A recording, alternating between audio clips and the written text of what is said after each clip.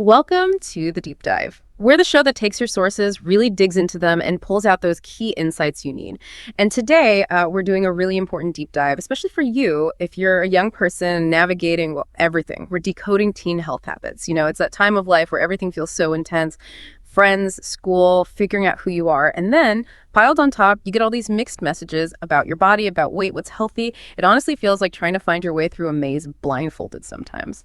So much advice, so much noise. Okay, let's unpack this. Our goal here is to cut through that confusion and give you some real clarity, maybe some empowerment too. Yeah, what's fascinating here is the source material we're looking at. It's really pragmatic, very understanding. It's not pushing quick fixes or anything extreme. It's more like a collection of practical, real-world tips, stuff designed to actually help teens handle these challenges. The focus isn't just weight. It's about building real confidence, feeling good overall, and just setting up a solid foundation for, well, a healthy life, feeling good inside and out. Exactly. And it speaks right to those feelings, doesn't it? Like, have you ever been scrolling, you see someone and just feel that little pang, wishing your body was different? Or maybe you tried some new workout, felt super awkward doing it, but then thought, hey, this is actually kind of fun. And cravings, let's be real. Who hasn't had that internal battle looking at cookies or deciding on food with friends? If any of that sounds familiar, then yeah, this deep dive is definitely for you. We're going to explore how some small, smart habits can make a huge difference, not just physically, but in how you feel about yourself every single day. So let's dive straight in. There's a really foundational idea in our source material right at the start. It says, focus on your body composition, not just the scale. And this is huge, right? It talks about how losing fat and building muscle, well, that matters more than the number blinking back at you. And it makes that crucial point, skinny doesn't always equal healthy. So thinking about how clothes fit, feeling stronger, what your body can do, it's a totally different lens. It's a really vital reframe. And if we connect this to the bigger picture, it's just so important because weight by itself, it's a pretty blunt tool. Doesn't tell you much. Your body's made of lots of things. Body composition looks at muscle, which is dense, burns more energy, helps you process food better, versus fat. So by shifting focus, you're encouraged to go for strength, vitality, not just a lower number. That mindset feels much healthier right away. And the deeper thing here maybe is that focusing on what you can do, not just your size, it changes that inner voice. Less criticism, more, hey, I did that. It creates this positive cycle that scale just can't offer. It's about being capable, strong, not just light. And that feeling, that lasts. That makes so much sense, yeah. And it feeds right into the next tip from the source, which is stop comparing yourself to others. It says compare yourself to who you were yesterday, not your friends or celebrities, and really emphasizes your journey is unique, which is, let's be honest, incredibly hard when everyone else's highlight reel is constantly in your face online. It really is. Social media plus just regular peer pressure. It creates this almost nonstop push towards, frankly, unrealistic ideals. You're seeing these perfect, curated moments, often edited, filtered. It's so easy to think everyone else has it all figured out, looks perfect. This tip pushes back against that. It says, focus inward. Look at your progress. Accept yourself. Everyone's different body, genetics, life stuff. Your health journey should be about your best, not someone else's carefully selected best bits. It's about celebrating your own wins, even the small ones, instead of measuring them against what you see online. That's incredibly powerful. Really good advice for anyone, but especially teens dealing with all that noise. And building on that internal focus, the source gives us this psychological anchor. It feels foundational. Love yourself first. Your weight doesn't define your worth. Focus on being healthy for yourself, not for anyone else. That sounds great, but how do you actually start doing that? Especially when you're maybe stuck in that comparison loop, and external validation feels so important. That's a really crucial question. It gets right to the core of it. Self-love, self-acceptance. It's so important because that's where the real motivation comes from, the kind that lasts. When you're doing it out of self-care, respect for yourself, not because you want likes or approval from friends.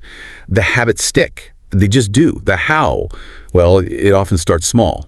Like noticing something positive about your body, anything.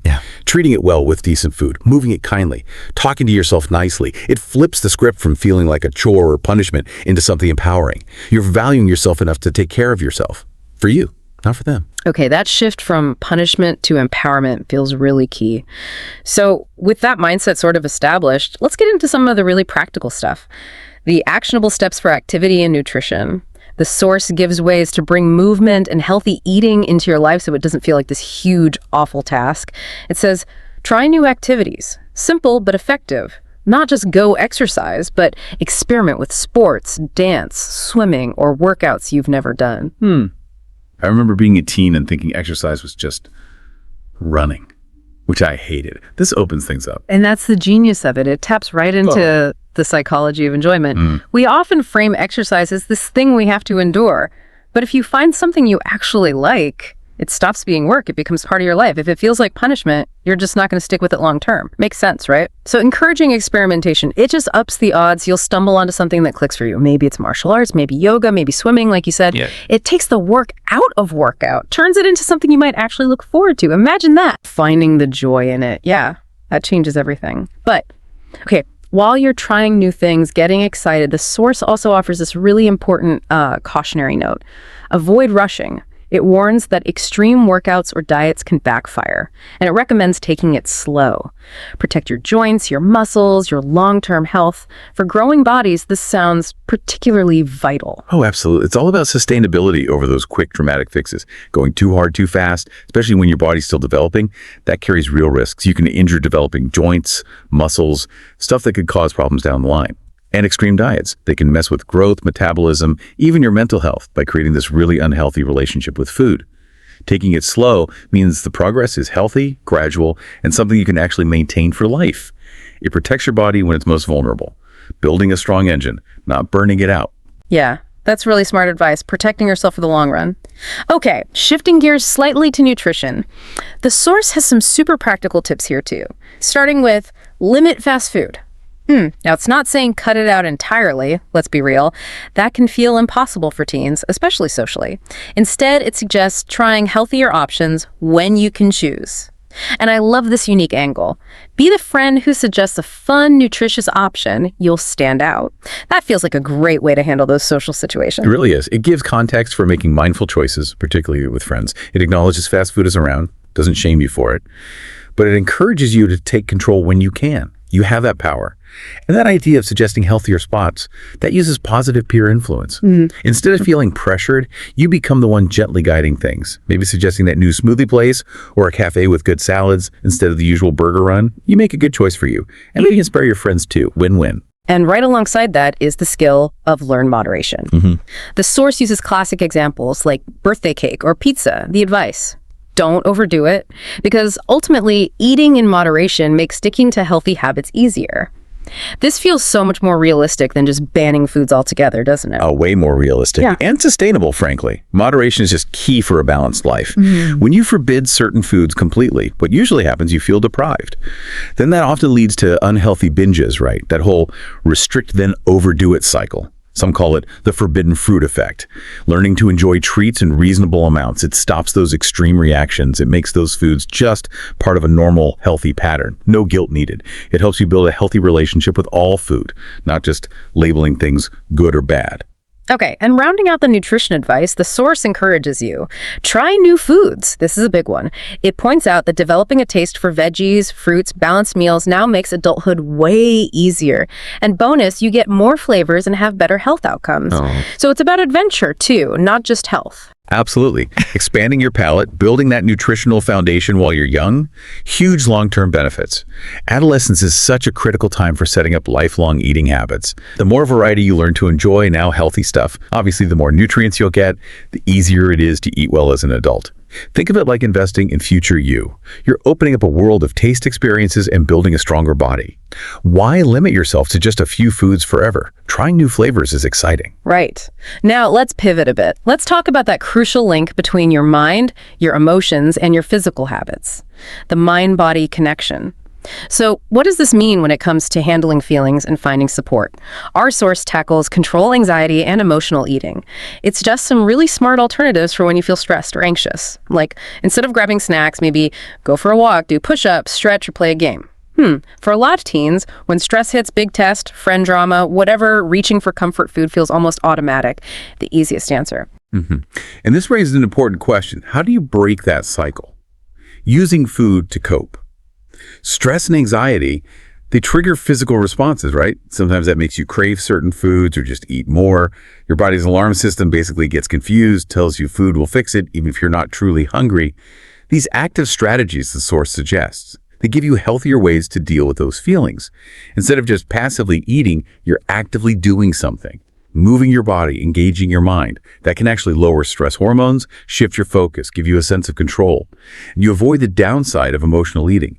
It's about finding productive ways to work through those big feelings, not just burying them under food that might make you feel worse later. That's a great distinction. Passive coping versus active engagement, really useful. And finally, wrapping up this whole support system idea, the source offers really simple, but I think profound advice. Have at least one trustworthy friend. It stresses sharing your challenges and victories. They'll support you and help you stay motivated. That social piece is so often missed in health advice, but for teens, peers are everything. Oh, they're absolutely everything. You really can't overstate the power of social support, of accountability, especially during those teen years, which could be, let's face it, pretty turbulent. A good friend, that's a safe place. Someone you can talk to about struggles without feeling judged, and someone who celebrates your wins with you. That reinforces the good stuff. Think about it.